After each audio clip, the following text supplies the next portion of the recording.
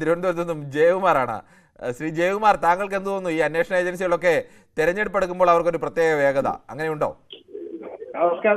നമസ്കാരമുണ്ട്, പറഞ്ഞോളൂ. ആദ്യമായിട്ട് പറയാനുള്ളത്, വീണെ എപ്പോ അറസ്റ്റ് ചെയ്യോ അപ്പൊ സുരേന്ദ്രനെ അറസ്റ്റ് ചെയ്യും. ഇതാണ് അഡ്ജസ്റ്റ്മെന്റ്, ഇതാണ് ഇവിടുത്തെ അഡ്ജസ്റ്റ്മെന്റ്. അപ്പൊ ഈ നല്ലവനായ ഒരു മുഖ്യമന്ത്രിയെ പിടിച്ചകത്തിട്ട് കൊള്ളക്കാരനായ പിണറായി വിജയനെ വിലസാൻ വേണ്ടി വിട്ടിരിക്കണം.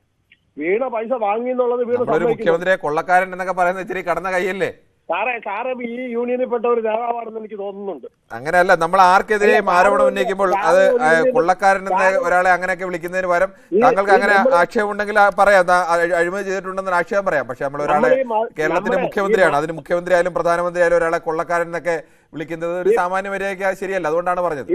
ഈ മാധ്യമങ്ങളിൽ കൂടെ കേട്ടിട്ടുള്ള ഈ കൊള്ളയാണ് ജനത്തിന് അറിയാന്നുള്ളത്. അതുകൊണ്ടാണ് എന്തെല്ലാം കേസാണ് വരുന്നത്. ഇത് സാധാരണ ഒരു മുഖ്യമന്ത്രിയെ പറ്റി, ഏതെങ്കിലും ഒരു മുഖ്യമന്ത്രിയെ പറ്റി ഇങ്ങനെ വരുന്നുണ്ടോ?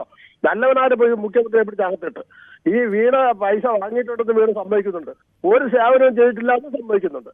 പിന്നെ ഈ ഞങ്ങൾ ഒന്നാണ്, സേവനം ചെയ്തിട്ടില്ല എന്ന് അവർ സമ്മതിച്ചിട്ടൊന്നുമില്ല. അവർ സേവനം ചെയ്തിട്ടുണ്ടോ ഇല്ലയോ എന്ന് നമുക്കറിയില്ല. സേവനം ചെയ്തിട്ടില്ല എന്ന് അവർ സമ്മതിച്ചിട്ടില്ല. ഈ പൈസ കൊടുത്തവർ പറയുന്നുണ്ട് ഒരു സേവനവും കിട്ടിയിട്ടില്ലാന്നോ.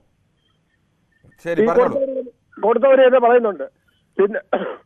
പിന്നെ ഇത് ഒത്തുകളി എന്നിട്ടാണ് ചോദിക്കുന്നത്. ഈ ഇലക്ഷൻ എടുക്കുമ്പോൾ മാത്രം ഇത് പറയുന്നത് ഞങ്ങൾ ഒന്നല്ല, ഞങ്ങൾ എതിര് പാർട്ടിയാണെന്ന് ജനത്തിനെ കാണിച്ചിട്ട് അഡ്ജസ്റ്റ്മെന്റ് ഉണ്ടാക്കാനുള്ള പരിപാടിയല്ലേ ഇപ്പൊ നടന്നുകൊണ്ടിരിക്കുന്നത്. ശരി, എന്തായാലും താങ്കളുടെ അഭിപ്രായം അങ്ങനെ. മറ്റു പ്രേക്ഷകരുടെ ശ്രീ സന്തോഷാണ്. ശ്രീ സന്തോഷ്, താങ്കൾക്ക് എന്ത് തോന്നുന്നു? ഈ അന്വേഷണ ഏജൻസികൾ ഈ തെരഞ്ഞെടുപ്പ് കാലമാകുമ്പോൾ ഒരു പ്രത്യേക സ്പീഡ് അല്ലെങ്കിൽ രാഷ്ട്രീയ ഉദ്ദേശമൊക്കെ ഈ അന്വേഷണ ഏജൻസികൾക്കുണ്ടോ? ഹലോ ശ്രീ സന്തോഷ്, പറയാം. ഞാൻ ഇതിനു മുമ്പ് പ്രതികരിച്ച ഒരു ജയകുമാർ അല്ലേ? മറ്റുള്ളവർക്ക് മറുപടി പറയണ്ട, താങ്കളുടെ അഭിപ്രായം താങ്കൾ പറഞ്ഞോളൂ.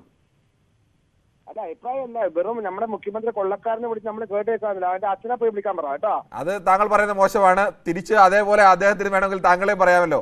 അങ്ങനെ ഏതെങ്കിലും ഒരാളുടെ പിതാവിന് പറയുന്നത് ഒരു അന്തസ്സല്ല.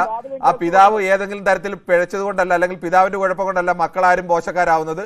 താങ്കൾ അത് പറഞ്ഞത് പൂർണ്ണമായും പിൻവലിക്കണം. താങ്കൾ പറഞ്ഞത് ശരിയല്ല.